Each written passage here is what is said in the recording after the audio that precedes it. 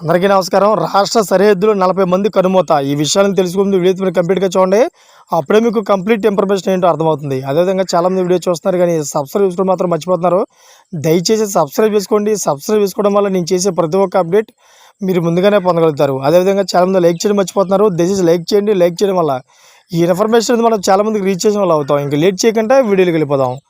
Friends, ఈ ఘటనలో మరణించిన 40 మందిలో తెలంగాణకు చెందిన సీనియర్ నేతలు 4 ఉన్నట్లు తెలుస్తోంది. ఈ ఘటనా స్థలంలో పెద్ద ఎత్తున ఆయుధాలు, పేలుడు పదార్థాలను పోలీసులు స్వాధీనం చేసుకున్నారు. మృతుల సంఖ్య పెరిగే అవకాశం ఉందని అధికార వర్గాలు చెబుతున్నాయి. ఇప్పటి వరకు అందిన సమాచారం ప్రకారం ఈ ఎన్కౌంటర్లో పోలీసులకు, భద్రతా దళాలకు ఎటువంటి నష్టం వాటిల్లలేదు.